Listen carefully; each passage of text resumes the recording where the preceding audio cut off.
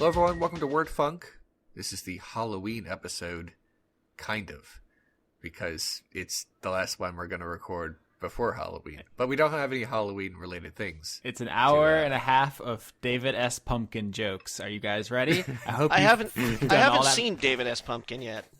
Well, you really messed up this episode, Johnny. It's not because I haven't tried to see David S. Pumpkin. It's not. You know, I'm not anti David S. Pumpkin. Okay, before we start throwing stones or anything here, all right? It's just that if you were, we'd have a problem. No, it's just that seeing. I don't sit down and I don't watch Saturday Night Live. I have things to do. Neither do I. Right.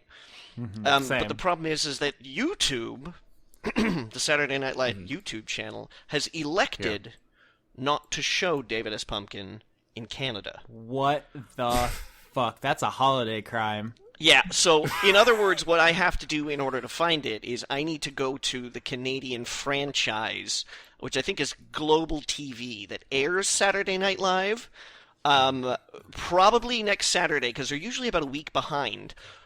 Put the whole episode on, and then, scan for David S. Pumpkin. It might be there right now. I haven't checked, just because Canadian-American internet is not a good thing. Okay. We don't have a NAFTA for YouTube. Doesn't work like that. Did you guys see the links I put in the Skype before we started? Yes, I did. No, I'm very sorry, but I did not. But before we begin on that, I just want to get ahead of this because right now I noticed mere minutes ago that panic is seizing a number of my nerd friends on Twitter because I think Variety it is. Has just published an article, 2 hours ago. TV Line, and Screen Rant are both publishing this headline as Bryan Fuller stepping down as showrunner of Star Trek Discovery. Yep. Are you serious? I put that in the chat 3 hours ago, specifically for you, Leon. Did you? I did not see it in the chat. I just wanted to jump on this and get ahead of this because Leon, it's gonna be okay. All right. Okay. No, it's not. I'm not watching it anymore. He's not been let go. He hasn't been fired or anything like that. Okay. He is stepping back only to writer/executive producer. Well, so he's still writing. He's still with the show. He's still on the show. Well, that's nice. So everybody's he's probably got a lot on his plate. He does. Right now, he's running American Gods for Stars, and he's also in the process of rebooting. I think. No, it's not Stranger Things. It's other things. It's not other things, but I mean it's other things. Things and stuff. It's it's another reboot. It's Amazing Stories. That's what it is. It's Amazing Stories. Okay. So he's doing an Amazing Stories reboot and running American Gods right now. So he's just going back to his executive producer. And well, one assumes that since he was briefly the showrunner in the get-go, that a lot of his ideas will still remain with the show, and since he is still an executive producer and a writer, he will still have some noticeable sway. Mm-hmm. Yeah, so the show running responsibility is going to fall to already executive producers, so people that he was working with already, Gretchen Berg and Aaron Harberts. Okay. So don't throw yourself off anything tall yet, okay? Because look, it's Star Trek. I'm gonna watch it. If the new Star Trek show is just two Borg walking into each other for an hour a week, I would still watch it. So I mean, they got me by the balls. Yeah. With Star Trek. But yeah, this is discouraging, but not that much. I think it could still be very good. Yeah. I just for no reason watched an episode of Star Trek: The Next Generation today, to pass the time. Since I hadn't seen that episode in a very, very long time. Which one? The Drumhead from Next Generation. Which one was the Drumhead? Because I very recently just completed watching Star Trek: The Next Generation with Stephanie. That was the episode in which a Klingon on board the station was accused of sabotage, and then a Starfleet crewman who claimed he was distantly Vulcan turned out to be distantly Romulan. And Captain Picard gives a big speech about why we shouldn't extinguish this man. And I was like, Captain Picard, I love you so much. And here's the thing. When I was young, I did not like Captain Picard. I was like this old, fussy guy.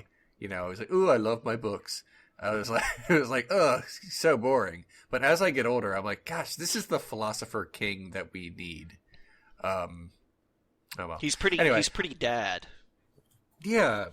I mean, he usually makes the right decision, like morally, and I kind of appreciate that in like a character that on a show that's supposed to be about like progressive ideology and stuff like that. Yeah. Or so yeah, I dig it, and in terms of anyway, back to the new show coming, I'm still gonna watch.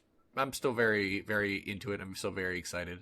Austin is apparently like, but I know you're not like as diehard about the Trek. I have a personal motto. I think I'm gonna get it tattooed, like maybe right on my mons pubis, and it is no Fuller, no fucks.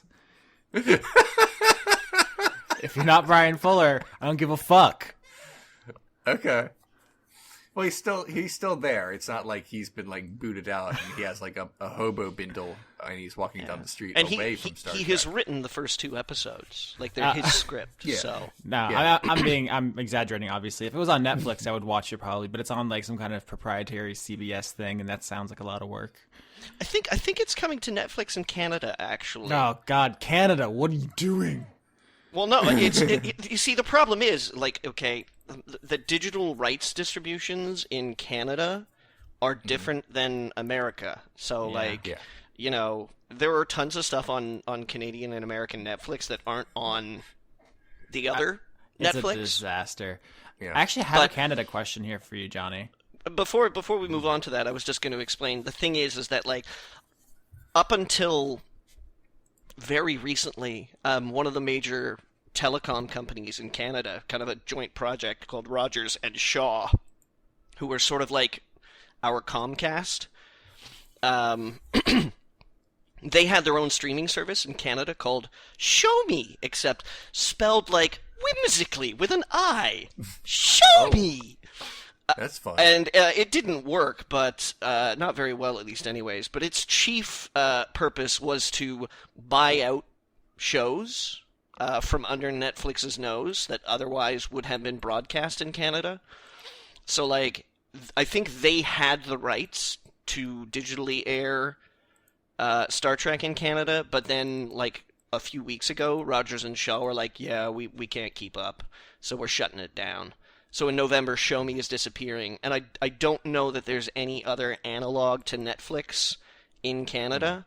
So I'm crossing my fingers and hoping that Netflix is going to start picking up some of these broadcast rights. Because almost immediately after they announced that, Rogers started announcing a deal where they were like, hey, sign on to Rogers for 2 years and we'll pay for your Netflix for a year.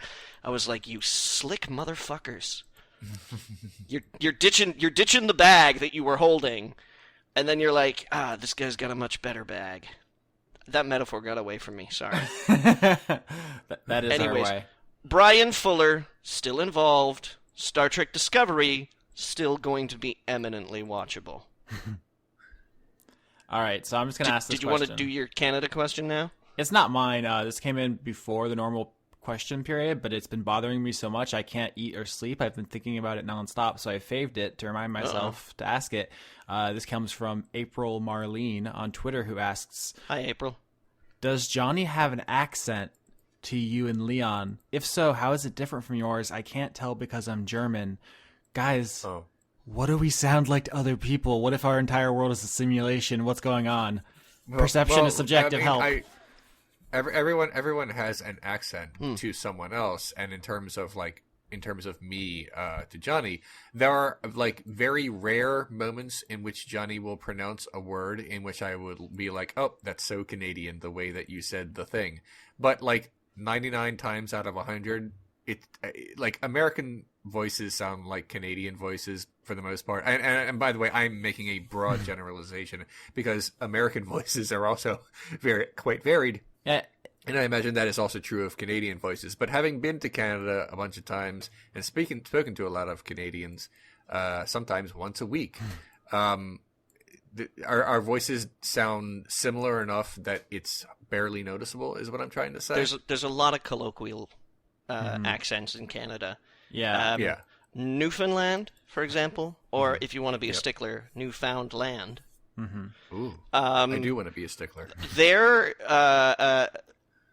sometimes just absolutely indecipherable. Like which province is the one that sound like Minnesotans? I know Canada has a bunch of different accents, but there's that one would probably would assume it'd be just regions of Ontario, and that's another thing. There's a thing in Ontario where very often people will raise their voice at the end of a sentence whenever they're telling a story, so that you know that the story is going to keep going on until then they stop. Yeah. You know, but that's kind of an Ontario thing. And then, mind you, I have been told just by many people over the course of my life that I do have a sort of a strange secret accent. But secret accent. Well, this is the thing, is that I don't know if that's a product of growing up in Canada or some of the linguistic hoops I've had to jump through over the course of my life. Because I don't know if you guys know this, but I'm sure many listeners don't know this, is that I'm a first-generation Canadian. My father was a Scouser from Liverpool, and my mother was from a town called Paisley, just outside of Glasgow in Scotland. So when I was growing up at home, I picked up some very particular vocal habits from them. When I get mad, even to this day, Scottish accent sometimes slips in there. Okay. Furthermore, on top of that, and I don't know if you guys are very familiar with... I mean, Scottish you've probably heard, but I don't know if you're familiar with the Liverpudlian accent. But only from the Beatles. An easy reference is also Dave Lister, the character from Red Dwarf. He's... Okay, I don't know what... He's from Liverpool... Okay. But on top of that, when I reached the age where I was beginning to learn to speak, I was living in Texas. Yeah. Yeah, we have heard that part before. Yeah, so there are still a couple of little vocal habits. I do occasionally say y'all when I've had a little bit to drink, and I often refer to my mother as mama. See, it's in the spirit of the question, to me, at least, if I ran into Johnny, if I didn't know him and like I just met him for the first time, I wouldn't assume he was Canadian. Like, there's nothing about him that sticks out as Canadian to me. Secret Canadian. But knowing you, I do recognize it when you do occasionally use like a colloquialism or an idiom or something. So it's when we discuss soda pop. But for anyone who's curious if we sound weird to each other, no, it all pretty much just sounds similar. Leon has the most neutral. We've talked about this before. Like, if there is any like non-accent accent, it's Leon's. And I have maybe a little bit of Southern, but I've also tried really hard not to be that, just because I was a pretentious teenager and I didn't want to sound stupid. So that just became a thing. But no, I think we all sound pretty similar. Baltimore accent, or Maryland accent in general. Like I've seen like sketches and like things on like 30 Rock and a couple other shows where someone would try to imitate a Maryland accent and it just sounds like a groan. If you ever listen to Martin O'Malley, the guy who was very briefly running for president last year and earlier this year, I guess that's not brief, but I mean he backed up pretty quickly. People say, "Oh, he sounds so boring." It's like if you actually listen to the words that he is saying, what he is saying is not boring. We all just sound like this, which makes you the perfect and natural podcaster. I always imagined that if I never knew how to speak English and I decided, one day sitting in Luxembourg that I wanted to learn to speak English, and I went to the library, and there was an audio tape that was like, learn to speak English. And I took it home, and I put it in my cassette player and hit play. The person repeating the English phrases would sound exactly like Leon. Where is the bathroom? I am American. Would you like a cheeseburger? Can I pet your dog? Have you? Yeah. I love like foreign textbooks with like really weird shit, and then there's like Japanese ones where it's like, "Do you want to jump on the trampoline?" It's like, is that the stereotype you have of us? You never know when that might be useful. I think it would be amazing if that were the stereotype. Look, all stereotypes. I have come from my home far, far away, and somehow come into many, many trampolines. Would you like to jump on this trampoline? Look, all stereotypes are reductive and wrong, but here's the thing: if other countries thought that like Americans were really, really into trampolines, I would have a hard time being offended by that because I would be too busy laughing. You do like to jump on it, though. Yeah.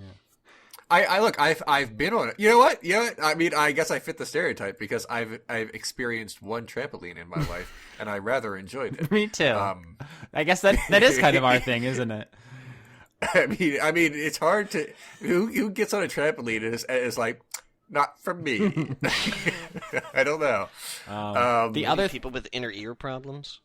It's total downer. The other thing that I put in the Skype chat, usually I don't. I just usually say like, we'll talk about whatever. But the other thing I wanted to bring everyone's attention to before I forget is that back when we did season 1 of Dice Funk, someone contacted me saying they were doing like an animation project based on it, which was really cool. They have since switched like social media names, so I don't know if they want me like blasting this out. I retweeted it because it's out there, but I sent it to you guys. There is an animation of the episode "The Idiot Downstairs" from season 1, and you can watch it. It's like 4 minutes, so I don't think we should do it right now. But after, I'm good. God, that was such a good scene.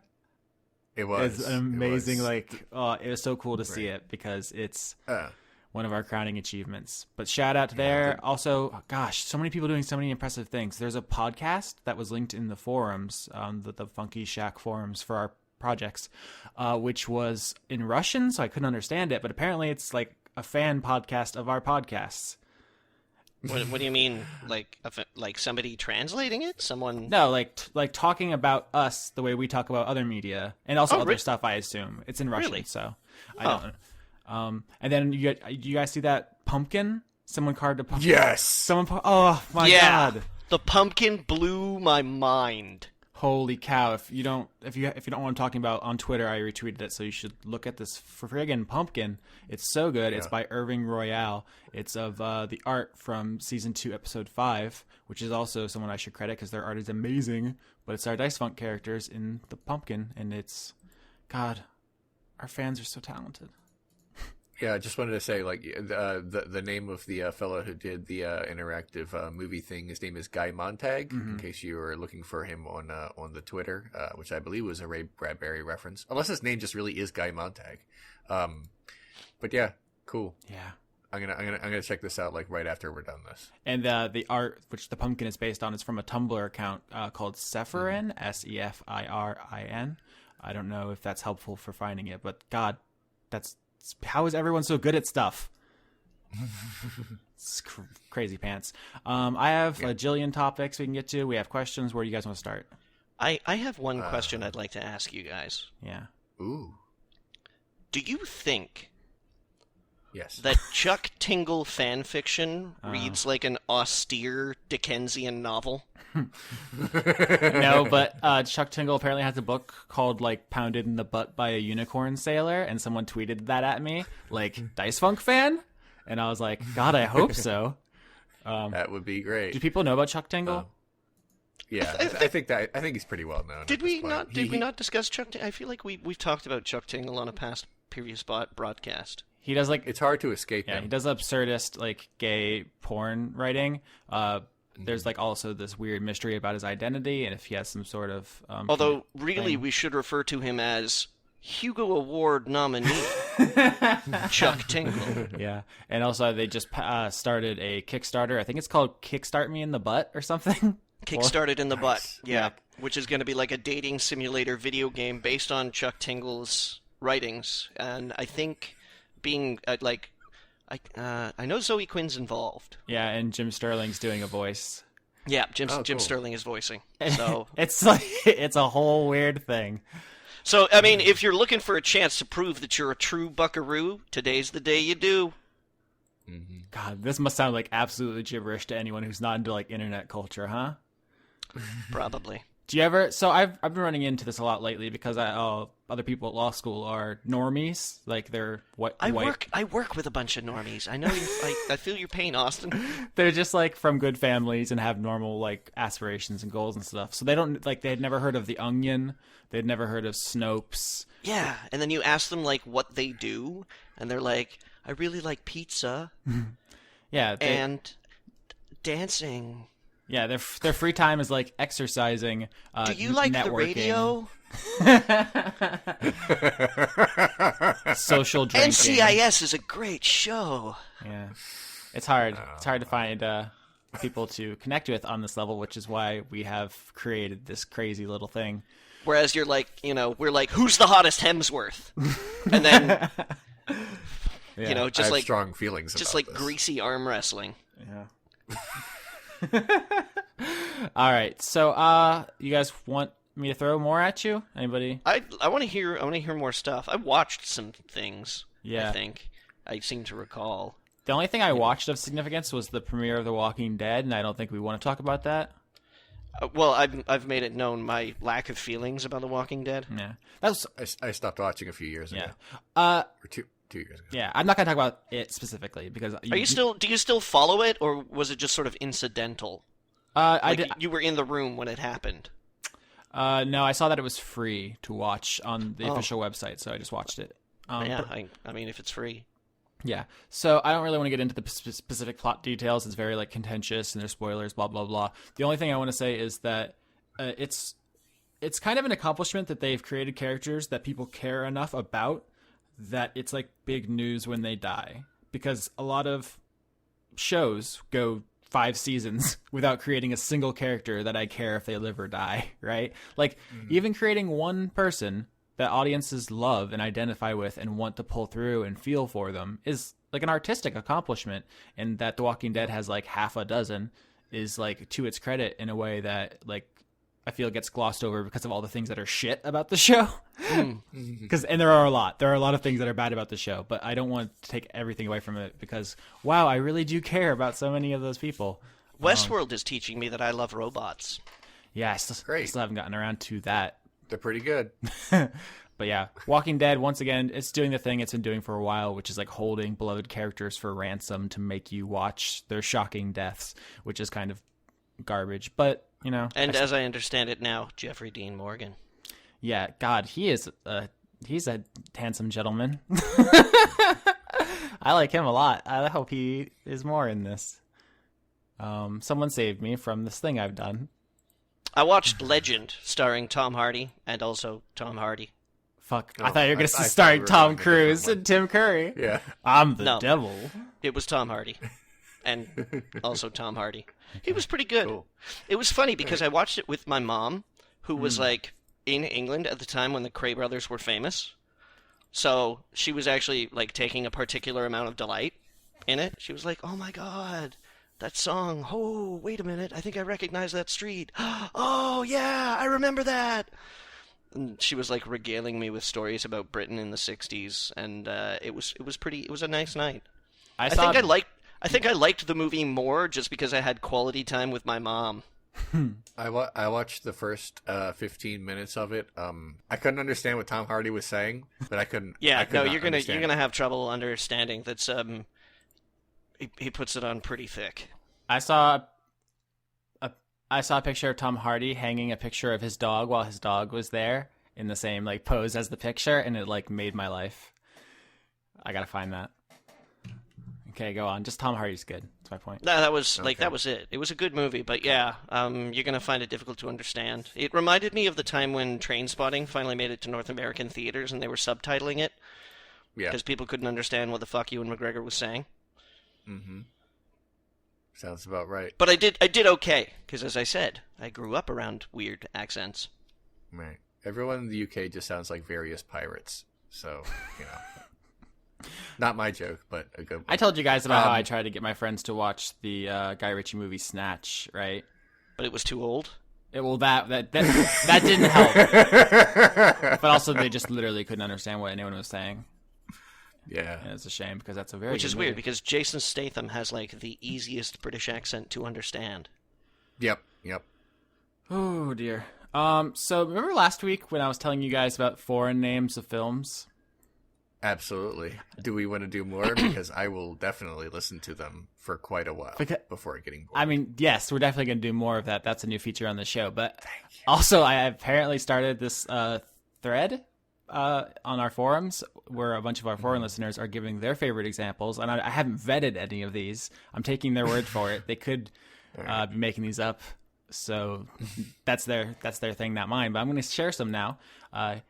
From the Agenda, here are some Norwegian film titles. Silence of the Lambs is The Moth. It's pretty good. It's Death's Head Moth. It's a pretty big symbol in that film. The Shining is Evil's Hotel. That's a little on the Evil nose. owns it. Yeah. Evil just owns it. Yeah. I know. The Evil's Hotel makes it sound like Evil goes there, like every summer for a few weeks with the kids. Yeah. This is Spinal Tap is Help! We're in the pop industry. Wait a minute. They're not pop singers. They're rock and roll. What? It's popular Maybe music it in a means sense. Okay, fair enough. I guess that just has a different meaning to me. Okay, go ahead. Die Hard is Operation Skyscraper. Okay. I mean, Yeah. I'm it's not not as sure good. I'd buy that, because it's not really an operation, is it? It's more like, yeah, whoops, it's skyscraper. Whoops, Skyscraper would be fucking legendary. Yeah, I mean, Bruce Willis is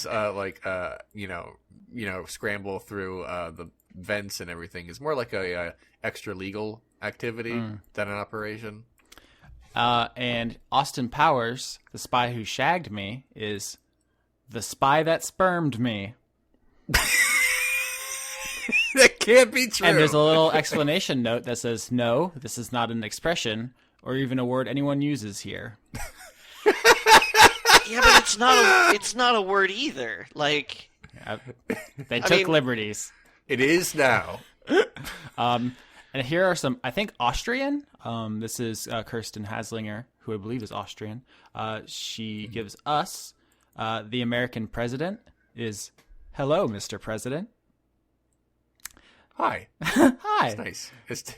That's harmless. Monty Python's, and now for something completely different, is Monty Python's Wonderful World of Gravity. I mean, I don't remember. you know what? You could probably name like any Monty Python production anything, Yeah, and it's that's just true. like, yeah, that kind of works, I guess. Because I mean, they're famous for a show called Monty Python's Flying Circus. That's true. Yeah, they're all kind of absurdist to begin with. Yeah, and any movie that has gravity could be called The Wonderful World of Gravity. Aren't they all? Most of them do. Except, weirdly enough, for most of the movie Gravity. Shit. Right. The Boondock Saints is The Bloody Path of God. Ooh, oh god, this is so much better. Also, That sounds like that should be a nasty movie about like a Sao Paulo slum or something. Oh, yeah. I was going to say like a metal album, but that's also a thing. Cruel Intentions is Ice Cold Angels.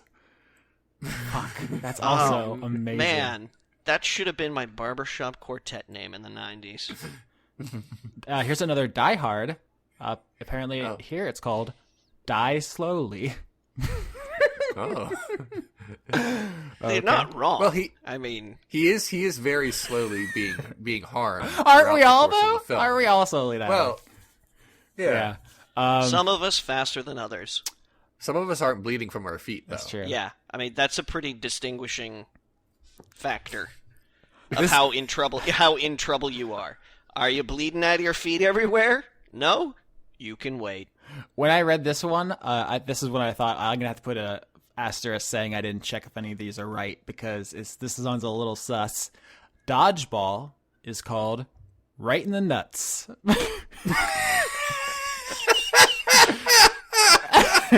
I don't see why not. I mean, people do get hit in the nuts. It just seems like at some point someone will be like, I don't know if we can call the movie that. Austin, people get hit right in the nuts. Right in those nuts, yeah. Like right in the nuts. And here's another one. These are all very on the nose, is like the theme of Austrian movie translations, apparently. Face Off is called In the Enemy's Body. Which is also the porn parody of Face Off, yes. Right. So what you're trying to tell me is the people who are responsible for naming American movies in foreign countries are also the people who decide to name video games. Okay, here's the last one, and then we can move on, because this is fun, but I don't want to just blow the entire movie load. Okay. Tremors is called, this can't be real, In the Land of the Rocket Worms. Spectacular. Well, Graboid is hard to translate. I bet. Thanks for everyone sending those in. But if you're gonna try to sneak fake ones past me, I might have to start checking because, guys. Oh no, hold on. There's more. Nope, hold on. This is from. Right. I can't pronounce this name. I'm gonna say Evgeny. I believe these are Russian. This is a theme. Die Hard is tough nut. Parentheses to crack. Once again, I assume this is like translations of idioms. I think the parentheses was definitely necessary for that one. Absolutely. Yeah. Silver Linings Playbook is, and this says a lot about Russian treatment of mental illness. My boyfriend is a psycho. Oh, that sounds like a really bad romantic comedy. Wait, never mind. Yeah, you did it. Yeah. Oops. Okay. Okay. Fuck. So there's so much of this going on here now that we could actually go back to this thread probably next week. But I'm gonna put those on Let's ice. do. Yeah. Anybody else have anything? Oof. I have. I so watched much. some movies, but I have nothing like funny to say about them. I watched the Last Days in the Desert. It is a Jesus movie, and it was pretty good. That's the one with Ewan McGregor, right? It sure is. Wow, He that's the plays second both. time I've said Ewan McGregor this podcast, and now 3. I wonder if it means something. And oddly enough, Johnny, he has dual roles, so you'll have to think about it again because he plays both Jesus and the devil. Uh-oh. Don't you see his wiener in Trainspotting? Let me check. I don't remember. I don't think it's in you'd hope. Trainspotting, but No? he does have like very small underwear. Okay. I'm pretty sure if I wanted to see Ewan McGregor's wiener, I could find it. Yeah, I don't think it's in hiding. No, I don't think it's a secret. I mean, I could Google Ewan McGregor's penis right now, and we can find out. He's trying to keep it on the DL. I saw the new James Bond movie. I guess new is relative. Spectre. Have you guys seen that? Sorry. No. Wait, no, This is okay. Spectre? No, I saw Skyfall. Yeah. Skyfall is okay. I didn't like Spectre very much. The script was kind of a mess. I haven't enjoyed any of them since Casino Royale. I mean, each one of them has really great like action set pieces, and I'm like, that was some amazing movie making. And then it's just like Daniel Craig sitting in a bathroom somewhere looking glum. I'm sorry to interrupt, but yes, you absolutely can see Ewan McGregor's penis in Trainspotting because I just saw Ewan McGregor's penis In Trainspotting. Yeah. All right, Yeah, okay then. there you go. It's been a while since I've seen Ewan McGregor's penis. I mean, it's not erect. / He's Trainspotting. not doing anything with it, but it's there. That was, I believe, when he gets out of bed after the sex scene with the underage person. That's a fucked up movie, guys. He's done. It's a whole lot. The novel Trainspotting is really hard to read because it's like 80% C word, and the rest of it is just, also written in like Scottish urban slang. yeah, phonetic Scottish is the other 20%. It's quite a challenge. Did I ever tell you the story about me having to read that book to my friend? No. Yeah. So I'll hear it. well, it's not a very long story, but it basically goes that in my senior year of high school, I was in a script writing and directing class. So for like the first quarter of the semester, we like wrote a bunch of ideas, outlines, chose one, wrote a script, and then it was like, okay, now you have to write and direct. Or, now you have to direct. And it was like, well, everybody else is in class, so obviously you have to do that after school. So we had this entire block of class, about 75 minutes in the day, where we had like fucking nothing to do. So we would do odd jobs and things like that, and this buddy of mine was such a huge fan of Trainspotting. Christian Hansen is his name. He's a musician. You can look him up on YouTube. He's very talented. I love his music. But he was this huge Trainspotting fan. Loved it. And I got him the book one year for his birthday, and he couldn't fucking read it, like, at all. So this one day he shows up at school during script writing and directing, hands me this book, and is like, I can't fucking read this. And I was like, oh, what's wrong? So I open it up, and I see that it's written in phonetic Scottish. Well, as previously mentioned on this podcast, it just so happens that my mother was very fucking Scottish. So ever since I was young, I've been exposed to like Scottish music, Scottish media, stand-up music, or stand-up like comedy. Fucking like Billy Connolly slays me. He's fucking hilarious. I love him. And I could read it. I was like, oh, I can read this. He's like, seriously? I was like, yeah. Do you want me to read it to you? And he was like, yeah. So get under the covers. So for like 3/4 of a semester in my senior year in high school, I read Trainspotting to one of my best friends. That's so sweet. It's like the most adorable, pure story. And then the baby's head spun around. It sure did. Turn the page, yep. Johnny. I want to know what happens next. I don't know why you're in like a baby's high school. It's a wee bairn, Austin. The wee bairn's head spun around. I bet.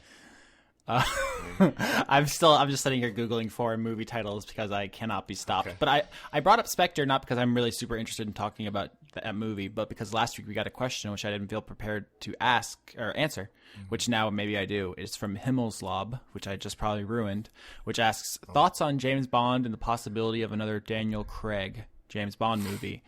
Do you guys have any strong feelings about this? Like I just said, I haven't enjoyed any of them since Casino Royale, really. I think Daniel Craig has magnificent charisma, but I'm not feeling them. I loved Skyfall. I think Casino Royale is pretty solid. I did not care for Quantum of Solace. It was mostly like a cinematography and editing thing. And Spectre was like, this isn't very good, but I was entertained enough that I didn't give it like a thumbs down kind of thing. So, I mean, I like Daniel Craig, but he really, really wants to get out of doing these movies. Yeah. It's just hard to turn down, like, buckets full of money, you know? Especially when it means that afterwards you can pretty much do anything you want. I mean, in theory... No, I mean that, like, that's sort of like an actor's dream, right? Like, you get paid tons and tons of money to do that one big thing, and then afterwards you can be like... oh God, like now I can pick my roles. Now I can fucking like produce movies. I can like do anything that I want to do. Daniel Craig goes on to star exclusively in independent French films about gay leprechauns from here on out. With Viggo Mortensen. God. I'm looking forward to it. James Bond is like a mediocre action series in my eyes. Like it's always been just okay. And it's not Daniel Craig's fault. It's just the whole series is just kind of mediocre. It's like he's great. I love Daniel Craig. He's fine, but Layer Cake was an amazing movie. It's the same thing I always say about Doctor Who, which is like it could be anything. He can do anything. Like it's just this blank slate. Like go nuts, but they just keep doing the same, like 2 or 3 stories. So it's not Daniel Craig's fault, but I think James Bond needs a huge shakeup just from the ground up. To remain like relevant or competitive. It even got showed up by like the last couple Mission Impossible movies, which should be nothing. Like they're not. That's not a franchise with like any prestige, but those movies are way better. No, the Bond movies right now are kind of stranded in between the Bourne movies and like, I guess the Mission Impossible movies. The whole like international high roller gentleman spy. Meets the kind of dirty guy who hasn't showered yet and looks a little sweaty while he CQCs you in like the restroom of some like Ethiopian curry restaurant. That's it. They want to be Bourne for some reason, and I have problems with Bourne, especially the green grass ones. But like, it's they're fine for being what they are as their own thing. James Bond does not need to be Bourne. Like, he can be James Bond, right? Like, it's okay. Why is the series so insecure? If anything, I guess they probably just, I sort of feel like they let James Bond get away from them. I know that sounds kind of weird for a franchise where, like, Moonraker was a thing. Yeah, it's, you know what? It's spent more time out of hand than in hand, I think. It sort of has, like whenever anybody talks, whenever I hear anybody talk about their favorite James Bond movies, they're usually the ones that are slightly more grounded in reality. And then there's like the really fucking like way out there ones. Yeah. Like any series that's been around as long as it has. I guess Christmas is gonna come twice this year. Fuck. Okay. Yeah. You accumulate a lot of detritus. I wish you guys could have seen my face right there. Like, All right, I'm done talking about James Bond. I just think he should be a black gay woman is all I'm trying to say. Yes. I saw last thing I'll say, like I used to like say like what movies I watched. I don't anymore for some reason. Mm-hmm. I watched Days of Heaven, which is a really great Terrence Malick film from a whole long time ago that took me forever to watch. It's so pretty. And that's how I feel about it. I mean, it's a good movie. Like, I was engaged, but it's mostly known as just being like one of the prettiest movies ever filmed. And it is. So people should watch that. And that's it. That's all I really want to say about it. I don't want to get into a big thing about it. But there you go. Yep. That's it. That's all I got this week. I mean, I mostly just, I work and I haven't done anything amazing lately. Oh, yeah. Amazing. I Black Mirrored everywhere. Ugh. Were there phones, and were they too much? Yeah. There were some phones, and it was like, whoa. That's that phone, man. I've been trying to build up the courage to watch season 3 of Black Mirror. I want to like the show so much, but it keeps letting me down. There's a hopeful episode. Ooh. There is. It's a very endearing, and it stars one of my favorites, Mackenzie Davis. I'm absolutely in love with Mackenzie Davis right now because she's fucking killing it on *Halt and Catch Fire*.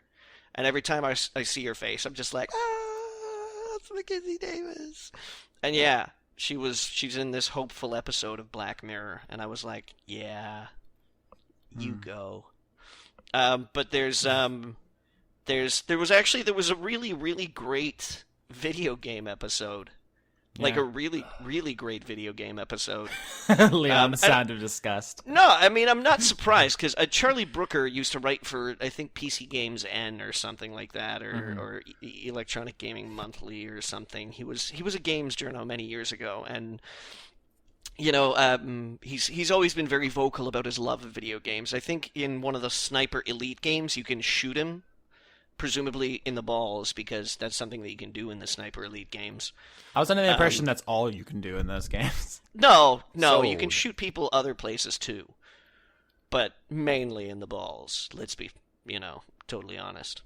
So it's kind of nice to see a piece of TV writing that's like, oh, look, somebody who's actually fucking played a video game before.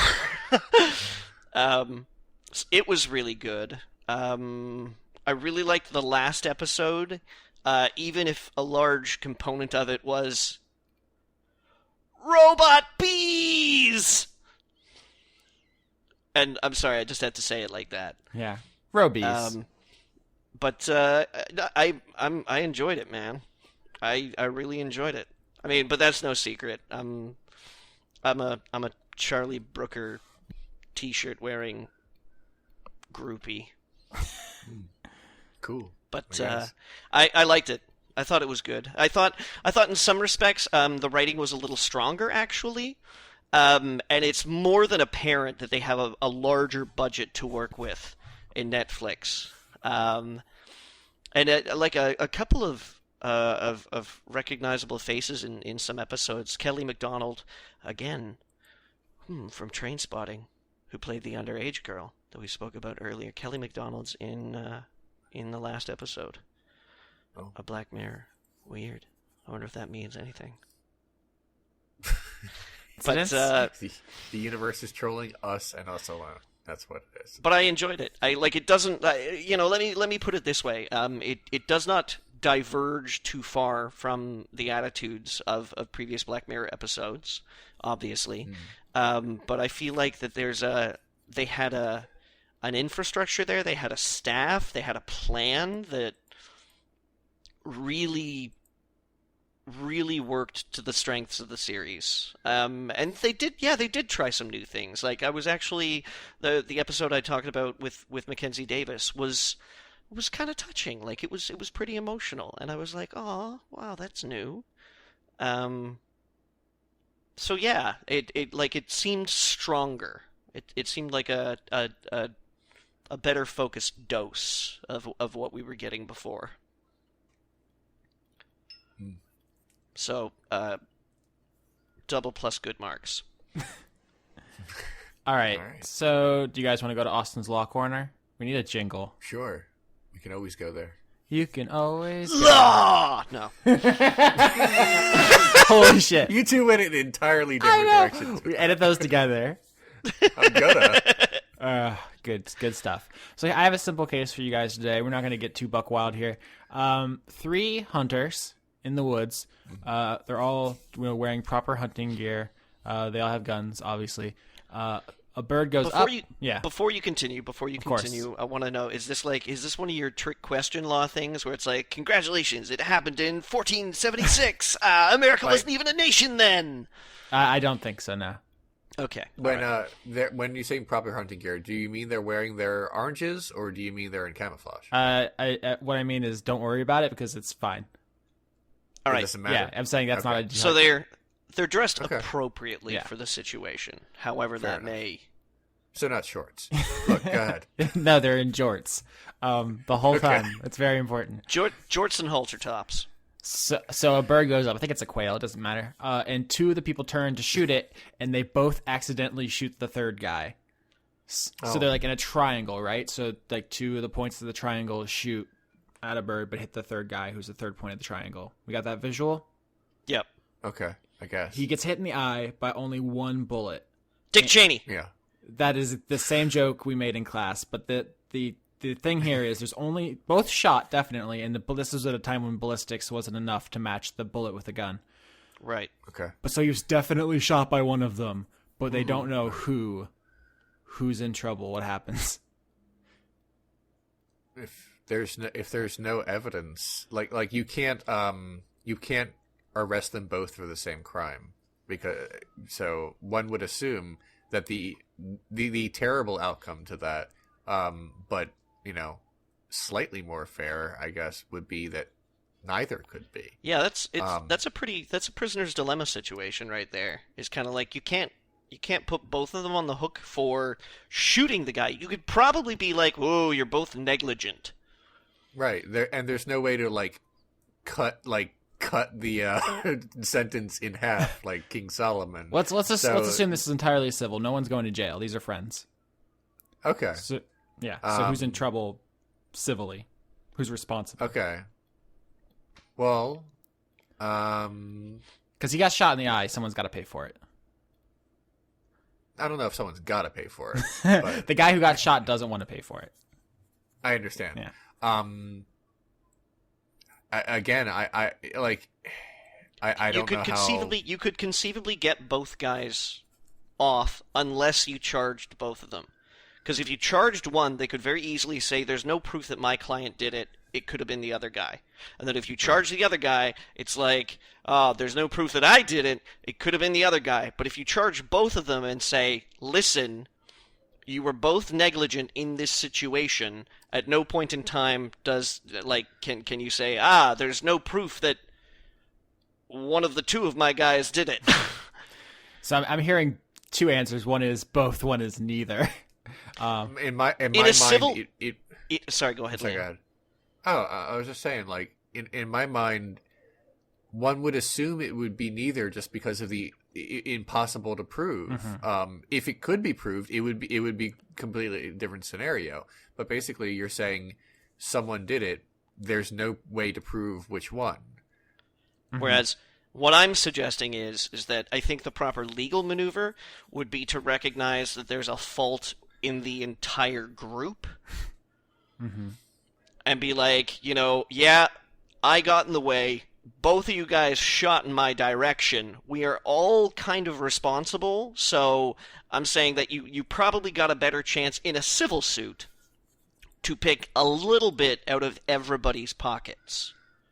All right, so between Johnny and Leon's answer, Johnny's got it. If someone is injured and someone else is at fault, we don't want to leave the injured person without redress. So while normally a negligent suit would be defeated by a lack of evidence of causation, like specific causation, this is like a weird, rare loophole where in the case of two people who definitely did something wrong, but you don't know which one is actually responsible for the injury, it's called alternative causation. They are both in trouble, and so they'll have to pay the person who's injured, and then the two shooters can sue each other later. Like, the important thing is get the person who got hurt paid. I get what you're saying. Yeah. Once that person's paid, it's the other two can do whatever they want amongst themselves to try to say, no, you did it. No, I didn't do it. Let's take each other to court and get that figured out. But first things first is the I guy. My concern there is that, obviously, yes, I want the I guy to have a new eye. What are you, a socialist? I'm not unsympathetic to I guy, but what I'm saying is, after step one, when step two happens, if they couldn't prove who did it the first time, I don't see how it's going to be more provable. It almost certainly wouldn't. Thereafter. It almost certainly wouldn't be. Right. That's would be my concern. But the alternative is that when you sit down to have ribs at the end of the night, you can know that you did your best, pal. Yeah. Basically, there's no. In my mind, there's no way in this scenario that someone doesn't get a little screwed, and you have to choose the least terrible option. Yeah, especially the guy who got shot in the eye. Yeah, I understand that sounds like the least terrible option, to take care of the guy who was literally shot in the face. I get that. It's just it's to me it seems very, very strange that you can. That someone who we know for sure someone did not do something wrong but must pay for it, and again I'm like I said, I'm not unsympathetic. That just seems odd in this one instance. Yeah, and of course this is like an exception. Usually, if there's something that happens, we know who did it, then they're in trouble. Like that's the obvious. Like you don't really need to go to school to learn that. Most of the time we're spending is on exceptions because that's the stuff the average person wouldn't know. Like there was one case where two cars hit each other and like became fused, and then that no one said it, and I raised my hand but didn't get called on. I wanted to call it the injurious Voltron. The injurious Voltron hit somebody, and like who was responsible, because there was two cars but they were one thing and there was two so you had to like untangle that mess, and the answer is you can sue both of them, but whichever one has more money is the one you're going to end up wanting to collect from, because that's the law. Da, da, da, da, da. I used to have this joke when I was a younger man. It still pops out every now and again. Whenever I was watching like a mystery movie, if it ever got to that scene where it was like, who did it, I would always stand up in the room and yell out, "They all did! That's why there were 1,000 different stab wounds, each with a unique knife."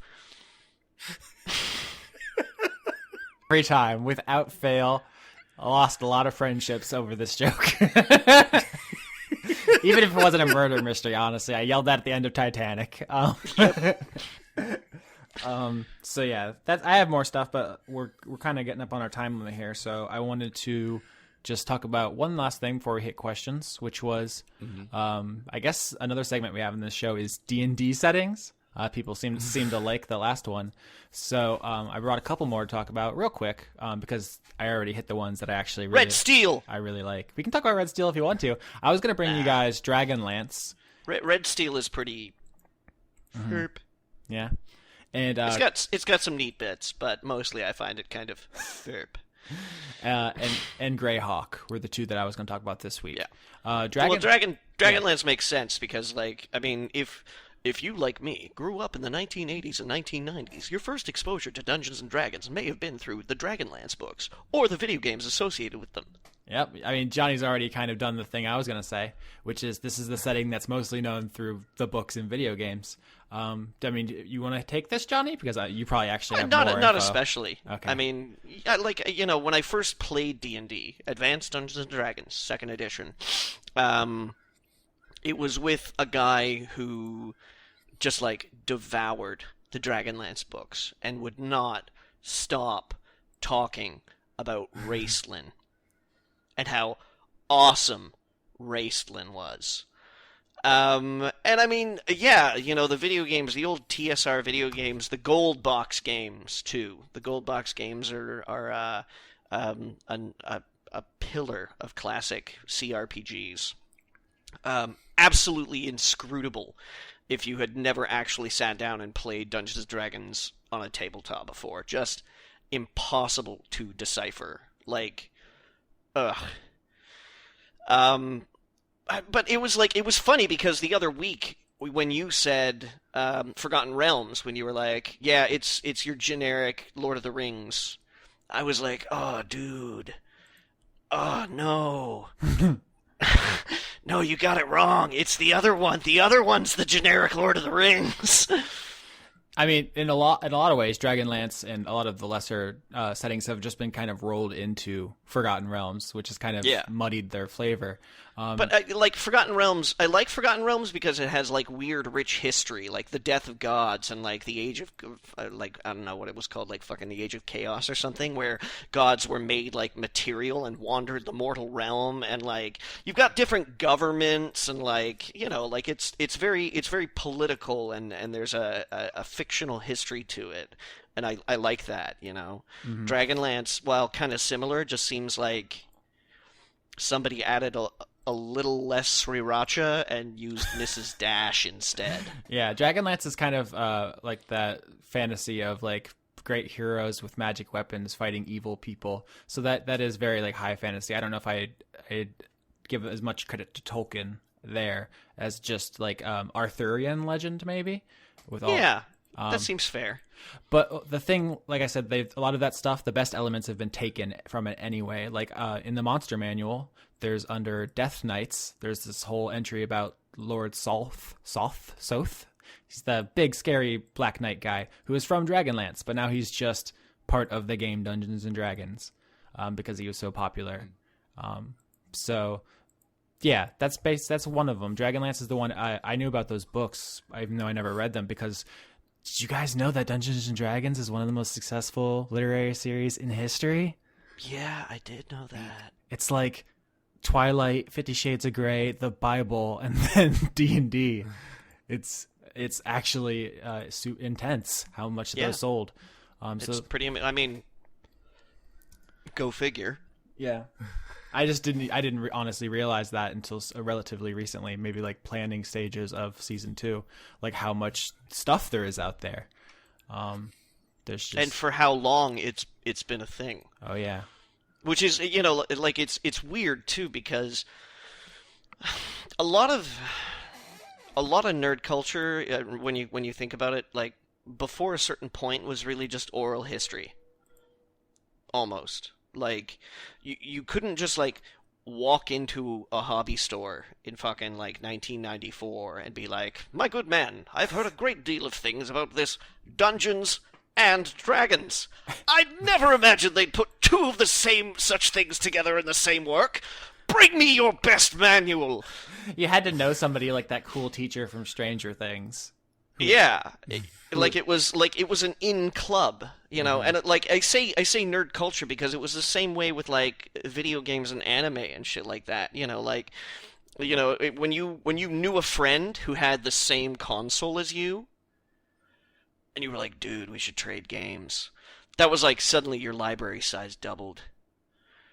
Or the first person who passed you a copy of Akira.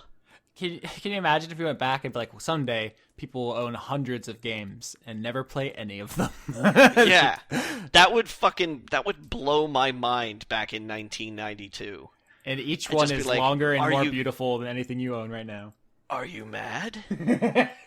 What have you wrought, future man? Oh dear. But yeah, so that's what I wanted to say about Dragonlance. I'm not super knowledgeable, but that's what I know about it. You can always Google it, but that's a thing. The other thing is Greyhawk, which my understanding it was kind of the original default before Forgotten Realms took over, and it's also the one that the creator of D&D, Gary Gygax, was like super involved in. It's like all populated mostly by his characters. So like once he would play with himself and his friends, would become like canon NPCs in the world. And that's why when you look at the spell book for 5th edition, a lot of the spells have names in them. It'll be like Mordekainen's Fireball, or like, Jeff's Ice Spear or whatever. Those names mediocre Jeff's Ice Spear. But the names attached to the spells are from like these campaigns. Like his characters would make up spells which would become canon, and then there's like a history attached. Skitch, our other player in season 2 of Dice Funk, actually knows way more about this, and he spent an entire episode once doing nothing but lore jokes. Which I bet really tickled 1 or 2 listeners and nobody else. He has like a collection of books which are nothing but references to this kind of stuff. Skitch is phenomenal and amazing. But what I really wanted to talk about, besides the fact that Greyhawk is kind of been superseded by Forgotten Realms, it's a fantasy world, like as you do. But a crazy thing is when Gary Gygax got pushed out of TSR, this is like there's more history here. Like it started as one company. Now Wizards of the Coast owns it, the people who make Magic the Gathering. But back in the day, it was owned by TSR. And then there was like all this behind the scenes drama. Gary Gygax got pushed out, and he lost the rights to a lot of his stuff, like his characters, things he would play with his friends, which he incorporated into the game. He was no longer allowed to use. And the only thing he retained, this is going to sound fake. The only thing he retained are things which are anagrams of his name. So there's like a bunch of characters who are like Gygax or whatever. And he put them in there because he's a fucking nerdling.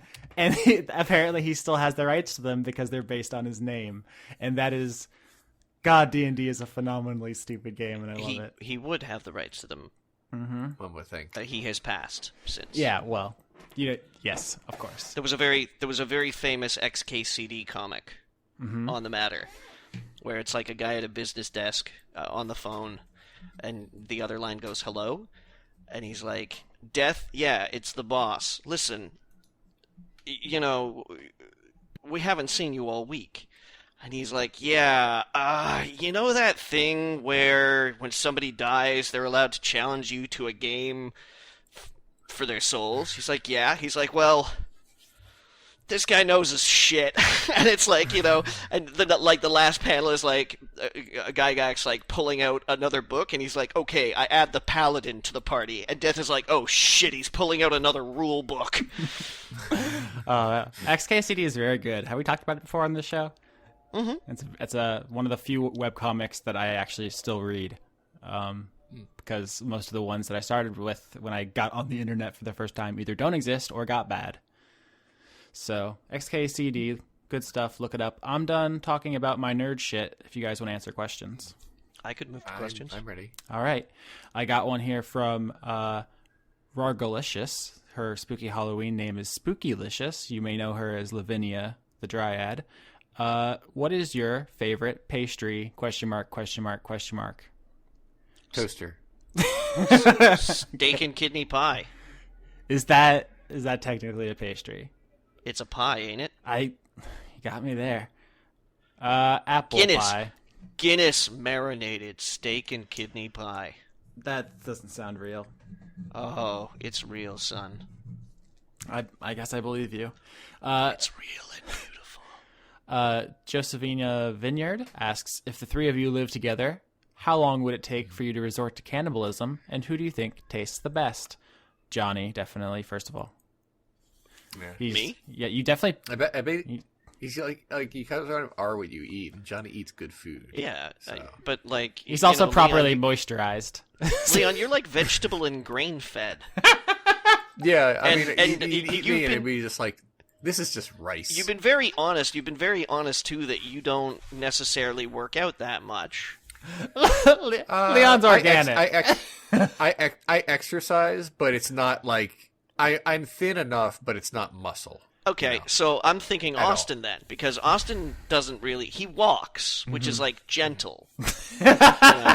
So you wouldn't get, like... I do kung fu. I'd have, like, tough, stringy muscle. They'd be, like... I'd taste really irony, like, I mean... there's a reason why, guys, when they're breeding animals to be eaten as food, they're not like, oh, finally, we have a foal. All right, get it on the marathon track. You said breeding food, and I'm just picturing scientists rubbing Hot Pockets together like, fuck, damn it. So we need bagel bites. It is true, okay. I would probably be like, I'd probably have a pretty rich taste. In accordance to the foods that I eat. But I think I'd be kind of like metallic. I'd be irony and sinewy because I do kung fu. I have a pretty active job. Yeah. I have to do physical activity at work. But like Austin? No, I think Austin's first on the menu. Oh, God. Do you want to answer the other part of the question? How long would it take us to resort to cannibalism? I assume this must take... Wait, does that mean we just don't have food, or does that mean, like, for spite? I was assuming this question takes place in, like, a post-apocalypse, but that is also an option. Like, we just get totally tired of each other. I'm pretty confident that one way or the other, that if the three of us lived together, I would be doing the cooking. Oh, no. I reject the premise of the question because in a post-apocalyptic wasteland, I would try to stay away from people as much as possible due to the fear of the lawless universe I now inhabit. So I see. There's also that. See, I figure that if I'm doing the cooking, pretty much at no point in time would anybody be like, nah, you know what? Fuck it. Let's eat one of you guys.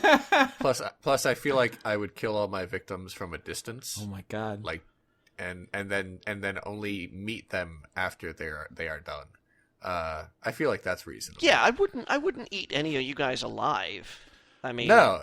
I mean, I don't want to talk to my food before I eat it. I mean, no one like carts out. I'm not one of these people that's like, fear makes the meat taste better. No, I mean, I'm not insane. I'm just going to eat people. I mean, that's because that's what's available. Well, okay. That's on tape now. So, yeah, all right. The real answer to the question is, I don't think we would. I would keep these guys exceptionally fed. Okay. And then we'd all get fat and die of heart attacks. But if it did, Austin would go first. Jesus. Sure. Okay.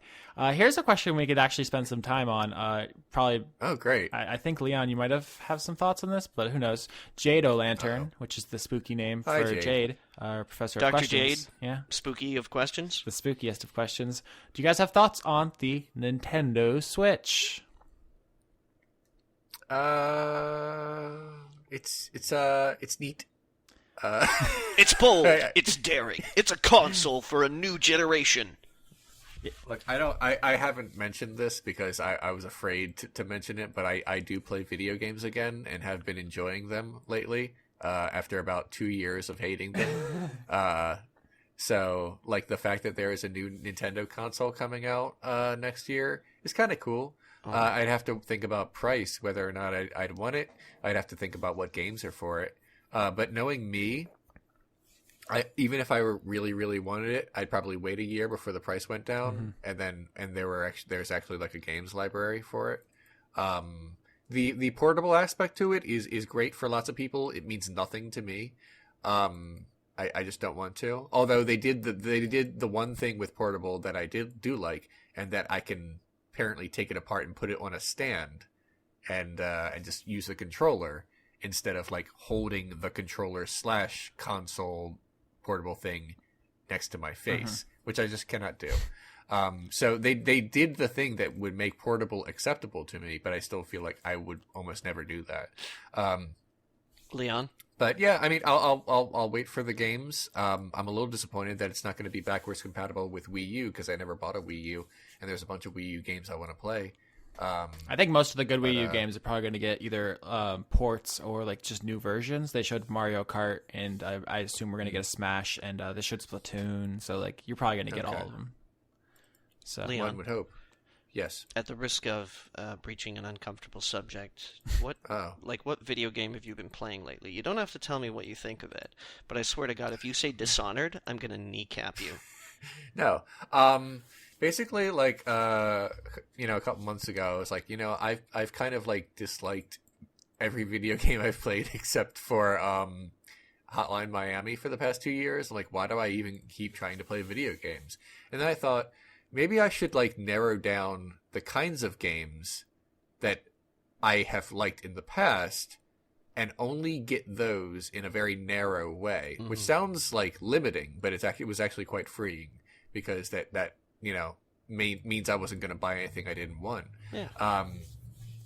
So I got a game called Badland, which has an aesthetic that is similar to Limbo and World of Goo, but is not entirely like either of them. There's one button. There's one button in the game. It makes you go up, and you have to, maneuver your way around things and very quickly solve like micro puzzles. And it was very fun. And then I beat it, and I was like, cool, I am done with this now, and I enjoyed that. I went to GameStop and traded in some of my old stuff, and I got Spec Ops: The Line, which I love so much. It's like Gears of War, but with a better story. Yeah, it's just fun. I'm enjoying the gameplay elements of it. I am enjoying that the game is making me feel bad about everything that I am doing. I mean, I'm picking up the game gives me like these moral choices to make, and I keep trying to make the one that will hurt the least amount of people. But the game's like when the loading screen comes up, I'm on the 13th of 15 chapters, and during the loading screen, it says, "This is all your fault." Yeah. And I was like, oh my god. I'm intimately familiar with Spec Ops: The Line. Yeah. It's quite good. I like I said, I enjoy the narrative quite a bit, but also just, it's in a very sort of like tactile way. I enjoy like running up against a little wall and pointing and shooting at something and then feeling a little bad about it afterwards. There's a book. There's a book about Yeah, that's right. Is that what you're gonna say? No, I was gonna say probably actually the second, either the best or the second best review I think I ever wrote for Blistered Thumbs was my review for Spec Ops. Yeah, it's a lot to untangle in that game. There's a book about it called "Killing is Harmless," which is basically about the way that game critiques video game violence and military shooters and so forth. But I think obviously you're critically equipped to tease a lot of that out yourself, but. Yeah, it was. I haven't beat it yet. I'm enjoying my playthrough of it. So I'm like playing games that I like, and I'm having fun with that, which is the first time that's been true in a really long time. I decided to give it like one more chance because I'm about to have some free time in my life, which is nice. So I figure like, why don't I try that old hobby that I used to like? I also bought a copy of Red Dead Redemption for PlayStation 3, and maybe I'll play that soon. Something I've always regretted not playing. Yeah. Very good. I mean, it's I'm gonna try it. And normally, normally the way I am with games, it takes me like forever to get through them. I just was like glued to Badland, and I started Spec Ops: The Line less than a week ago, and I'm almost done. It's not a super long game, but the way I play, one would think it would still take me longer. Yeah. But yeah, I'm trying to like video games again, and that's it. All right. Yeah. Back to the question. The question is Nintendo Switch. I think if you go back 2 years of our podcasting, you can hear me and Johnny talk about it because it's the worst kept secret in video game history. We've known about it since the Wii U launched. It feels like pretty much. And it is what we thought it was, which is a good football joke that no one gets, but it's for me. Thank you. I accept my own joke. Very good. I'm something I don't understand is why people are hating on the fact that it runs on cartridges. Oh, because I think they think that's a step backwards, and it's just kind of a misunderstanding of the technology. A total misunderstanding of the technology. My friend had the misfortune of getting Grand Theft Auto 5 for the PC as a material copy. Yeah. And it was 5 dual-layer DVDs. Oh, Christ. Yeah, I think people say, like, oh, the N64 was cartridges, and then everything after was discs, so discs are better, and that's just, like, not the way it is, so... I have when I very recently, like many people within the last year, upgraded to Windows 10 back in the summertime when I was like, I guess it's time to do it. And I had trouble upgrading specifically, so I had to actually prep my computer to do a fresh install and just back up all my data, nuke my C drive, and create some install media. And I didn't have anything in the house that would accept the amount, like the size amount required. So I ordered a little thumb drive. Because the last thumb drive I had is about the size of, an index finger. And it holds, I think, 3 gigs. And it was like, if you're going to install Windows, you need like 8. And I was like, ugh, God, I should probably get a new thumb drive. So I went on to Amazon, and I ordered and had delivered to me that day a thumb drive that is smaller than my fucking thumbnail and holds 128 gigs on it. And is USB 3.0, which means that its ability to transfer data is pretty fucking fast. The distant future. So when Nintendo's like, we're going back to cartridges, I'm like, fuck yeah, you are. They can be as thin as chips, potato chips, like the ones you put in your fucking phone, and they can hold an order of magnitude larger than anything that you can get on a fucking DVD. Plus, I imagine that cuts down on piracy because it's probably harder to say replicate is what I'm trying to say. Whereas people just download it from me. People will find their way around it. Pirates almost invariably always do. It's all relative. Still, I mean, one would assume it would be a little harder. Also, I think going back to carts is kind of a malaprop because Nintendo's been using carts for their handhelds the whole time. Yeah, that's true. Oh, okay. 3DS uses them, so it's not weird, honestly. If you're confused by that, trust me, it's fine. Next, I'm not that weirded out by the whole system in general. I think it's obviously Nintendo being Nintendo, and if they could bring the games, this is where I feel like the Wii U stumbled just a little bit. Yeah, no, that's fair. Is that it did not have the support of that magnificent Nintendo library that we've kind of come to expect. When I think about Wii U games, I'm like, oh, Splatoon. I think that was it. Smash Bros, Bayonetta, Pikmin, Super Mario 3D World. There's a couple others in there, Yoshi's Woolly World. But yeah, they had to split their resources between 3DS and Wii U. If everything's for Switch now, it doubles their library. That way we'll get everything. It's a totally smart move. I'm totally on board. It is what we thought it was. Next question.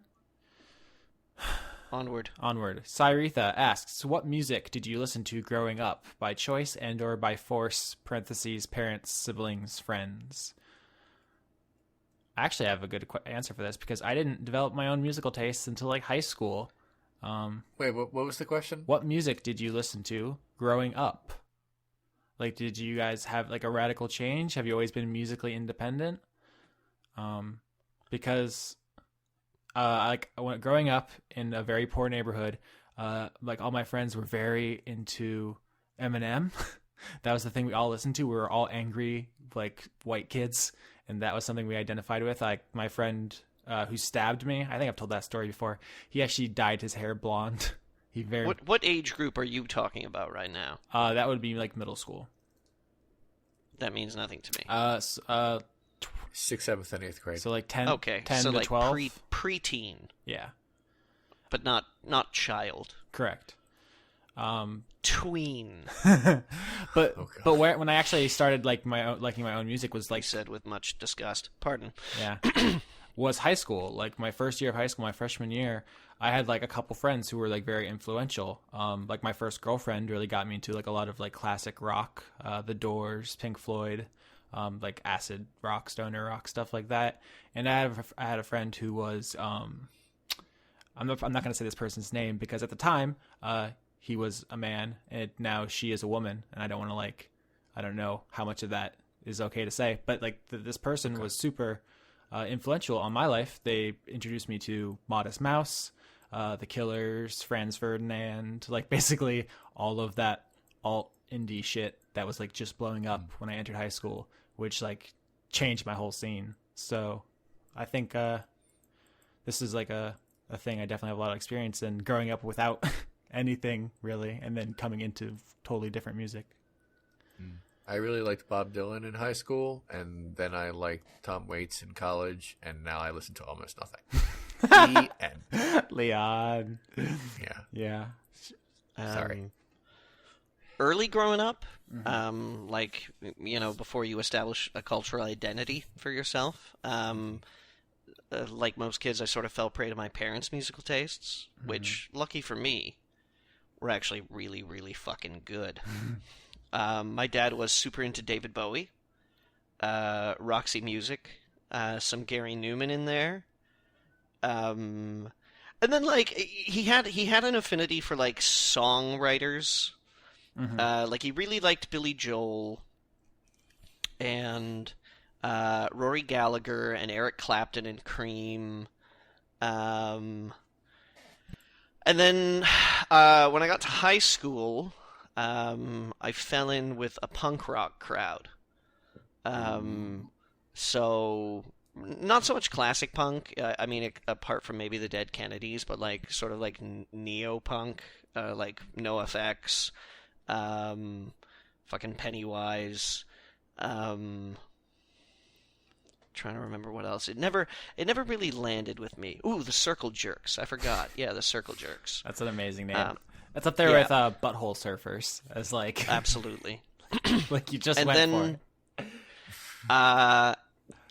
And then when I was about 16 or 17, so that'd be in 1996, 97, I came upon a Canadian Broadcasting Corporation, the CBC, if you will, radio show called Brave New Waves.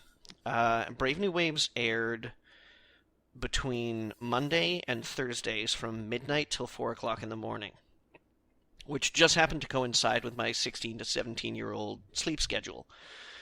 I wasn't out partying or anything like that. I was usually at home, just kind of futzing around, writing poetry, and listening to Brave New Waves. And Patty Schmidt, who hosted this radio program, fucking just opened my goddamn eyes. For years I listened to Brave New Waves. Unfortunately, it is a defunct program now. It does not exist anymore. But I think they quit in 2006. I think they got the axe from the CBC. But Brave New Waves introduced me to just about everybody that I follow now. I mean, not absolutely everybody, because I discovered that afterwards, when the internet came around, that it was oh wow, you can actually research your own music and look for shit. But Arcade Fire, Beta Band, Blackheart Procession, Boards of Canada, The Books,